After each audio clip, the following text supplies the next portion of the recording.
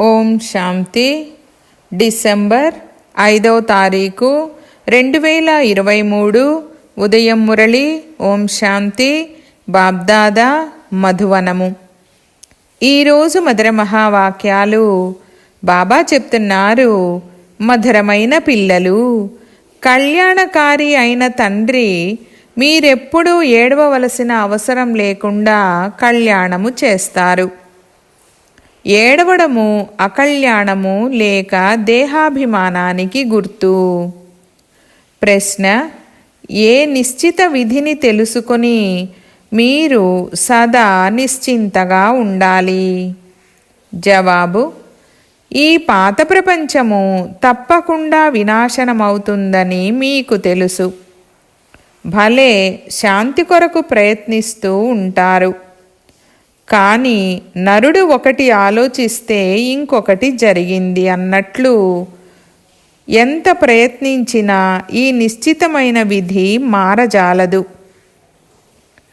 ప్రకృతి వైపరీత్యాలు మొదలైనవి కూడా జరగనున్నాయి. మేము ఈశ్వరీయ ఒడిని తీసుకున్నాము, సాక్షాత్కారాలు పొందామన్న నష మీకు ఉంది. అవన్నీ ప్రత్యక్షంగా జరగాల్సిందే. అందువలన మీరు సదా నిశ్చింతగా ఉంటారు. ఓం శాంతి. విశ్వంలో మనుషుల బుద్ధిలో భక్తి మార్గానికే మహిమ ఉంది. ఎందుకంటే ఇప్పుడింకా భక్తి మార్గము కొనసాగుతోంది. ఇక్కడ భక్తికి మహిమ లేదు. ఇక్కడైతే తండ్రికి మాత్రమే మహిమ ఉంది. తండ్రిని మహిమ చేయవలసి ఉంటుంది. ఆ తండ్రి నుండి ఇంతటి ఉన్నతమైన వారసత్వము లభిస్తుంది. భక్తిలో సుఖము లేదు. భక్తిలో ఉంటున్న స్వర్గాన్ని స్మృతి చేస్తారు కదా. మనుషులు మరణించినప్పుడు స్వర్గస్థులయ్యారని అంటారు. అలాగైతే సంతోషించాలి కదా. స్వర్గంలో జన్మ తీసుకున్నప్పుడు మరి ఇక ఏడవవలసిన అవసరమే లేదు. స్వర్గస్థులయ్యారన్నది నిజానికి సత్యం కాదు. అందుకే ఏడుస్తూ ఉంటారు. ఇప్పుడు ఈ ఏడ్చేవారి కళ్యాణము ఎలా జరగాలి? ఏడవడము దుఃఖానికి గుర్తు. మనుషులు ఏడుస్తూ ఉంటారు కదా. పిల్లలు జన్మించినా ఏడుస్తూ ఉంటారు. ఎందుకంటే దుఃఖము కలుగుతుంది. దుఃఖము కలగకపోతే తప్పకుండా హర్షితంగా ఉంటారు. ఏదైనా అకళ్యాణం జరిగినప్పుడు ఏడుపు వస్తుంది. సత్యయుగంలో ఎప్పుడూ అకళ్యాణం జరగదు. అందువలన అక్కడ ఎప్పుడూ ఏడవరు. అక్కడ అకళ్యాణం మాటే ఉండదు. ఇక్కడ ఎప్పుడైనా సంపాదనలో నష్టం కలిగినా లేక ఆహారం లభించకపోయినా దుఃఖం కలుగుతుంది. దుఃఖంలో ఏడుస్తారు. మీరు వచ్చి అందరి కళ్యాణము చేయండని భగవంతుణ్ణి తలుచుకుంటారు. భగవంతుడు సర్వవ్యాపి అయితే కళ్యాణము చేయమని ఎవరిని కోరుతున్నారు? పరమపిత పరమాత్మను సర్వవ్యాపి అని అనడం అన్నిటికన్నా పెద్ద తప్పు. తండ్రి సర్వుల కళ్యాణకారి. తానొక్కరే కళ్యాణకారి కనుక తప్పకుండా సర్వుల కళ్యాణం చేస్తారు. పరమపిత పరమాత్మ సదా కళ్యాణమే చేస్తారని పిల్లలైన మీకు తెలుసు. విశ్వమంతటికీ కళ్యాణం చేసేందుకు ఆ పరమపిత పరమాత్మ ఎప్పుడు వచ్చారు? విశ్వ కళ్యాణం చేయువారు ఇక ఎవ్వరూ లేరు. తండ్రిని మళ్ళీ సర్వవ్యాపి అని అనేస్తారు. ఇది ఎంత పెద్ద తప్పు! ఇప్పుడు తండ్రి తమ పరిచయాన్నిచ్చి మన్మనాభవ అని అంటారు. ఇందులోనే కళ్యాణముంది. సత్యత్రేతాయుగాలలో ఎట్టి పరిస్థితిలోనూ అకళ్యాణం జరగదు. త్రేతాయుగంలో కూడా రామరాజ్యం ఉన్నప్పుడు అక్కడ పులి మేక కలిసి నీళ్లు తాగుతాయి. మనం సీతారాముల రాజ్యాన్ని అంతగా స్మృతి చెయ్యము. ఎందుకంటే 2 కళలు తగ్గిపోవడంతో కొద్దో గొప్పో సుఖము తక్కువగా లభిస్తుంది. మనమైతే తండ్రి స్థాపించిన స్వర్గాన్ని ఇష్టపడతాము. అందులో పూర్తి వారసత్వాన్ని పొందితే చాలా మంచిది. ఉన్నతోన్నతుడైన తండ్రి నుండి వారసత్వాన్ని తీసుకొని మనం కళ్యాణం చేయాలి. ప్రతి ఒక్కరూ శ్రీమతమును అనుసరించి తమ కళ్యాణము చేసుకోవాలి. ఒకటేమో ఆసురీ సాంప్రదాయము, ఇంకొకటి దైవీ సాంప్రదాయమని తండ్రి అర్థం చేయించారు. ఇప్పుడు ఒకవైపు రావణరాజ్యం, మరొక వైపు నేను దైవీ సాంప్రదాయాన్ని స్థాపన చేస్తున్నాను. ఇప్పుడు దైవీ సాంప్రదాయము ఉందని కాదు, ఆసురీ సాంప్రదాయాన్ని నేను దైవీ సాంప్రదాయంగా చేస్తున్నాను. దైవీ సాంప్రదాయం అయితే సత్యయుగంలో ఉంటుందని అంటారు. ఈ ఆసురీ సాంప్రదాయాన్ని దైవీ సాంప్రదాయంగా భవిష్యత్తు కొరకు తయారు చేస్తానని బాబా అంటారు. ఇప్పుడిది బ్రాహ్మణ సాంప్రదాయము.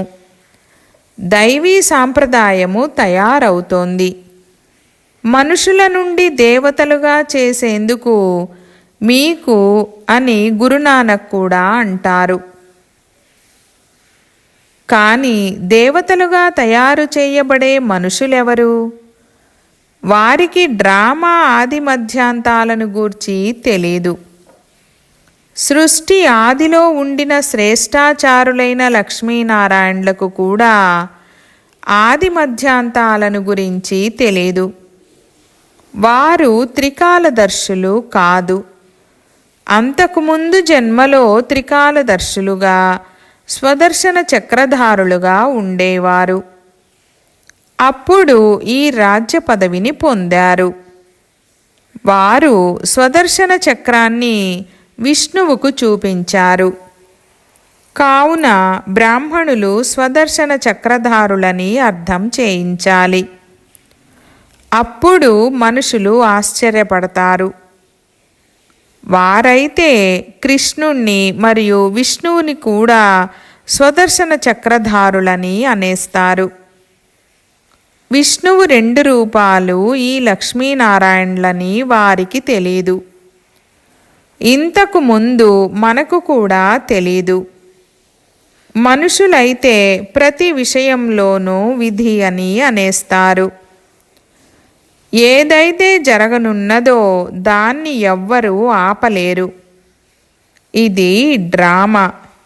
కావున మొట్టమొదట తండ్రి పరిచయాన్ని ఇవ్వాలా లేక డ్రామా రహస్యాన్ని అర్థం చేయించాలా? అది కూడా ఎప్పుడైతే బాబా స్మృతి ఉంటుందో అప్పుడప్పుడే తెలుస్తుంది. కావున మొట్టమొదట తండ్రి పరిచయాన్నే ఇవ్వాలి. అనంతమైన తండ్రి అయిన శివబాబా అయితే ప్రసిద్ధమైన వారు. రుద్రబాబా అని కూడా అనరు కదా. శివబాబా ప్రసిద్ధమైన వారు. ఎక్కడెక్కడైతే భక్తులు ఉంటారో వారికి వెళ్ళి అర్థం చేయించండని తండ్రి తెలిపించారు. హిమాలయాలకు ఇన్ని కోట్ల సంవత్సరాల వయసని మనుషులు చెప్తూ ఉండడం వార్తాపత్రికల్లో చదివారు. హిమాలయాలకేమైనా ఆయువు ఉంటుందా? ఇవన్నీ సదాకాలికంగా ఉండనే ఉన్నాయి. హిమాలయం ఎప్పుడైనా మాయమవ్వగలదా? ఈ భారతదేశం కూడా అనాది. ఇది ఎప్పుడు రచింపబడింది? దాని వయసును కనుగొనలేరు. అలాగే అది ఎప్పటి నుండి ఉందో హిమాలయము గురించి చెప్పలేరు. ఈ హిమాలయ పర్వతం ఆయువు లెక్కింపబడజాలదు. ఆకాశము లేక సముద్రం వంటి వాటి ఆయుష్ ఇంత ఉంటుందని చెప్పరు. హిమాలయము ఆయువును చెప్తున్నారంటే మరి సముద్రానిది కూడా తెలపాలి కదా. వారికేమీ తెలీదు. ఇక్కడైతే మీరు తండ్రి నుండి వారసత్వం పొందాలి. ఇది ఈశ్వరీయ కుటుంబము. తండ్రికి చెందిన వారిగా అవ్వడం ద్వారా స్వర్గాధిపతులుగా అవుతారని మీకు తెలుసు. ఇది ఒక జనక మహారాజు విషయం కాదు. జీవన్ముక్తిలో లేక రామరాజ్యంలో అయితే ఎంతోమంది ఉంటారు కదా. అందరికీ జీవన్ముక్తి అయితే లభించి ఉంటుంది. మీరు క్షణంలో ముక్తి జీవన్ముక్తులను పొందేందుకు పురుషార్థము చేస్తున్నారు. పిల్లలుగా అయ్యి మమ్మ బాబా అని అంటారు. జీవన్ముక్తి అయితే లభిస్తుంది కదా. ప్రజలైతే లెక్కలేనంత మంది తయారవుతూ ఉంటారని అర్థం చేసుకోగలరు. రోజురోజుకు ప్రభావం అయితే వెలువడాలి కదా. ఈ ధర్మస్థాపన జరగడం చాలా కష్టమైనది. వారైతే పైనుండి వచ్చి స్థాపన చేస్తారు. వారి వెనుక ఆ ధర్మములోని వారంతా పైనుండి వస్తారు. ఇక్కడైతే ఒక్కొక్కరిని రాజ్యభాగ్యం పొందుకునేందుకు యోగ్యులుగా చేయవలసి ఉంటుంది. అర్హులుగా తయారు చేయడం తండ్రి పని. ఎవరైతే ముక్తి జీవన్ముక్తులకు అర్హులుగా ఉండేవారో వారందరినీ మాయ అనర్హులుగా చేసేసింది. పంచతత్వాలు కూడా అనర్హంగా అయిపోయాయి. మళ్ళీ అర్హులుగా చేసేవారు తండ్రే. ఇప్పుడు క్షణక్షణం మీ పురుషార్థం ఏదైతే కొనసాగుతుందో అది కల్పపు పూర్వం కూడా ఫలానా వారు ఇలా పురుషార్థం చేసి ఉంటారని భావించబడుతుంది. కొందరు ఆశ్చర్యపడినట్లు పారిపోతారు, వదిలి వెళ్ళిపోతారు, ప్రాక్టికల్గా చూస్తూ ఉంటారు. వినాశనం ముందు నిల్చొని ఉందని డ్రామానుసారంగా అందరూ కర్తవ్యంలోకి రావాలి. నరుడు ఒకటి కోరుకుంటే ఇంకొకటి జరిగిందని అంటారు. వారు శాంతి ఏర్పడాలని కోరుకుంటారు. కానీ విధిని గూర్చి పిల్లలైన మీకు తెలుసు. మీరు సాక్షాత్కారం పొందారు. వినాశనం జరగరాదని వారు ఎంతగా తలబాదుకున్నా ఈ విధిలో మార్పు ఉండజాలదు. భూకంపాలు, ప్రకృతి వైపరీత్యాలు జరుగుతాయి. వారు ఏం చెయ్యగలరు? ఇది భగవంతుని పని అని అంటారు. నశ కలిగి స్మృతిలో ఉండేవారు మీలో కూడా చాలా కొద్ది మందే ఉన్నారు. అందరూ పరిపూర్ణంగా అయితే అవ్వలేదు. ఈ విధి లిఖితము మారజాలదని మీకు తెలుసు. అన్నము లేదు, మనుషులు ఉండేందుకు స్థానము లేదు, 3 అడుగుల నేల కూడా లభించదు. ఇది మీ ఈశ్వరీయ పరివారం. ఇక్కడ మాతాపితలు వారి పిల్లలు ఉన్నారు. నేను పిల్లల ముందే ప్రత్యక్షమవుతాను. పిల్లలకు నేర్పిస్తానని తండ్రి అంటారు. మేము తండ్రి మతానుసారంగా నడుస్తామని పిల్లలు కూడా అంటారు. నేను పిల్లల సన్ముఖంలోకే వచ్చి మతమునిస్తానని తండ్రి కూడా అంటారు. పిల్లలు మాత్రమే అర్థం చేసుకుంటారు. అర్థం చేసుకోకుంటే వదిలేయండి. ఇందులో పోట్లాడే విషయమేదీ లేదు.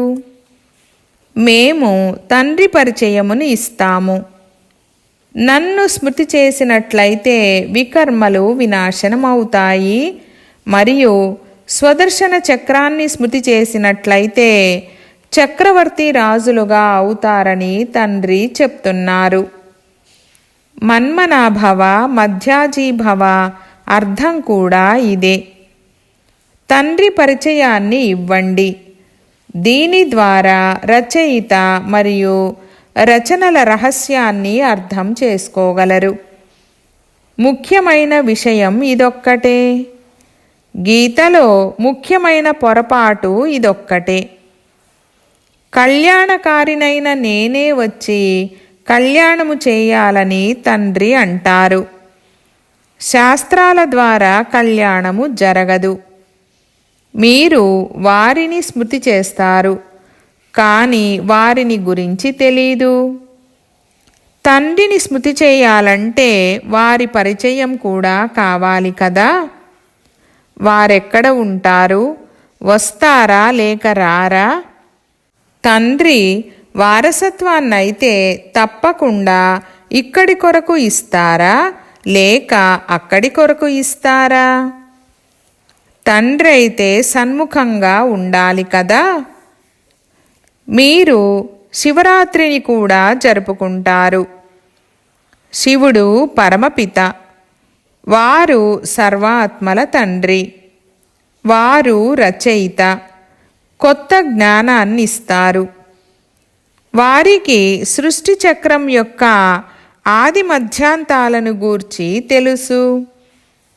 తాను ఉన్నతోన్నతులైన టీచర్. మనుషులను దేవతలుగా తయారు చేస్తారు. రాజయోగాన్ని నేర్పిస్తారు.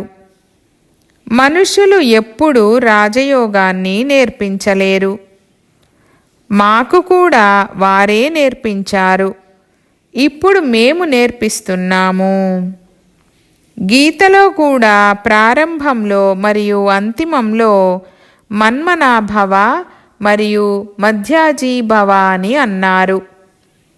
వృక్షము మరియు డ్రామా జ్ఞానము కూడా బుద్ధిలో ఉంటుంది.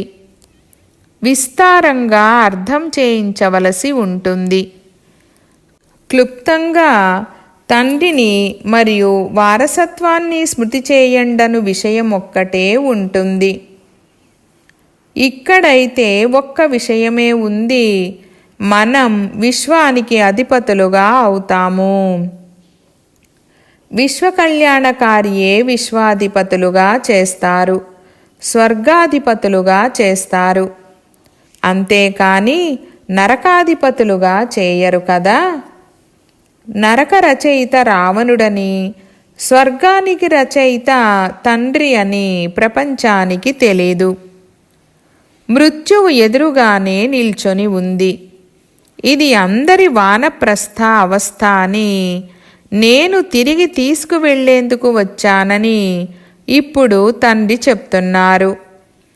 ఇప్పుడు మీరు నన్ను స్మృతి చేసినట్లయితే వికర్మలు వినాశనం అవుతాయి. ఆత్మ మలినము నుండి శుద్ధంగా అయిపోతుంది. మళ్ళీ మిమ్మల్ని స్వర్గంలోకి పంపించి వేస్తాను. ఈ నిశ్చయ బుద్ధితో ఎవరికైనా అర్థం చేయించాలే కానీ కేవలం చిలకలా పలకడం కాదు. నిశ్చయ బుద్ధి గలవారు ఏడవవలసిన లేక దేహాభిమానంలోకి రావలసిన అవసరం ఉండదు. దేహాభిమానం చాలా అశుద్ధంగా చేసేస్తుంది. ఇప్పుడు మీరు దేహీ అభిమానులుగా అవ్వండి. శరీర నిర్వహణార్థం కర్మలను చేయండి. వారైతే కర్మ సన్యాసులుగా అయిపోతారు. ఇక్కడైతే మీరు గృహస్థ వ్యవహారంలో ఉండాలి. పిల్లలను సంభాళించాలి. తండ్రిని మరియు చక్రాన్ని తెలుసుకోవడం అయితే చాలా సహజం. తండ్రికి ఎంతోమంది పిల్లలున్నారు. వారిలో కొందరు సుపుత్రులు, కొందరు కుపుత్రులు. పేరును అప్రతిష్ట పాలు చేస్తారు. ముఖాన్ని నల్లగా చేసేసుకుంటారు. అలా వికారాలలోకి వెళ్ళకండి.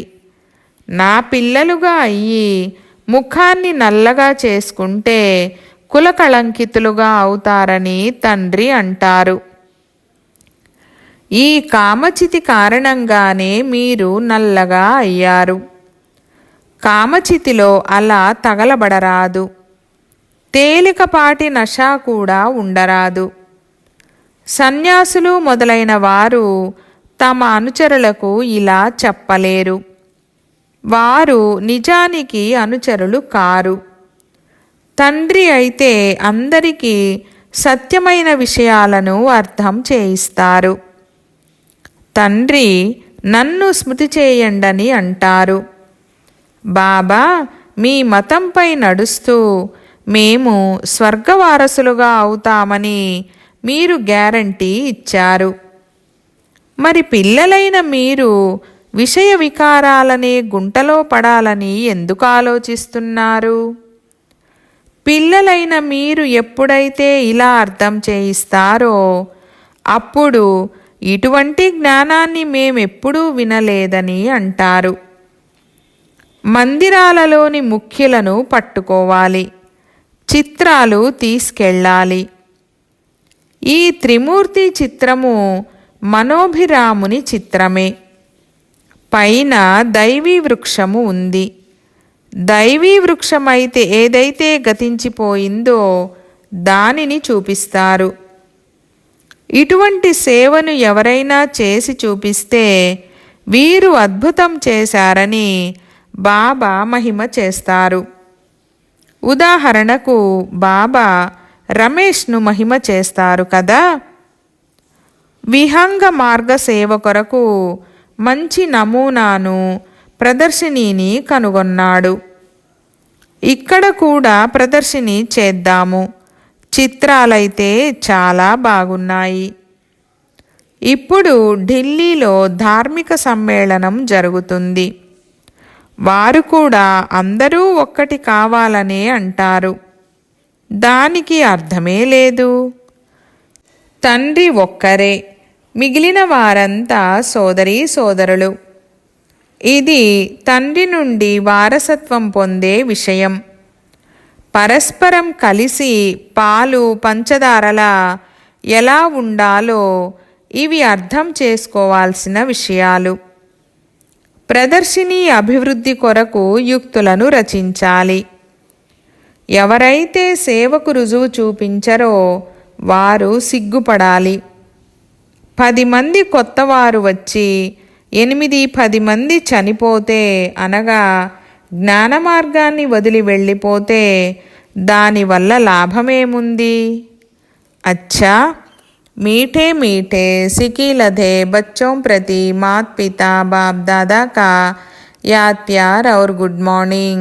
रूहानी बाप की रूहानी बच्चों को नमस्ते. हम रूहानी बच्चों की रूहानी बाप दादा को याद प्यार गुड मॉर्निंग और నమస్తే నమస్తే బాబా నమస్తే. ధారణ కొరకు ముఖ్య సారము. 1వ పాయింట్, శరీర నిర్వహణార్థం కర్మలు చేస్తూ దేహీ అభిమానులుగా ఉండే అభ్యాసం చెయ్యాలి. ఎట్టి పరిస్థితులలోనూ ఏడవరాదు లేక దేహాభిమానంలోకి రాకూడదు. 2వ పాయింట్, శ్రీమతముననుసరించి మీ కళ్యాణమును ఇతరుల కళ్యాణమును చెయ్యాలి. సుపుత్రులై తండ్రి పేరును ప్రఖ్యాతం చెయ్యాలి. వరదానము: వ్యర్థ సంకల్పాలను సమర్థంలోకి పరివర్తన చేసి సహయోగిగా అయ్యే సమర్థ ఆత్మా భవ. వివరణ: చాలామంది పిల్లలు నా పాత్ర అంత గొప్పదిగా అనిపించడం లేదు, యోగమైతే కుదరడం లేదు, అశరీరీగా అవ్వలేకపోతున్నానని అనుకుంటారు. వీటిని వ్యర్థ సంకల్పాలని అంటారు. ఈ సంకల్పాలను పరివర్తన చేసుకుని స్మృతి చేయడం నా స్వధర్మము, నేనే కల్పకల్పము సహజయోగిగా అయ్యాను. నేను యోగిగా అవ్వకుంటే ఇంకెవరవుతారు అని సమర్థ సంకల్పాలు చేయండి. అంతేగాని ఏం చేసేది, నా శరీరం నడవడం లేదు, ఈ పాత శరీరం దేనికి పనికి రావడం లేదని ఎప్పుడూ అనుకోకండి. వాహ్ వాహ్ అనే సంకల్పాలను చేయండి. ఈ అంతిమ శరీరం యొక్క అద్భుతాన్ని మహిమ చేయండి.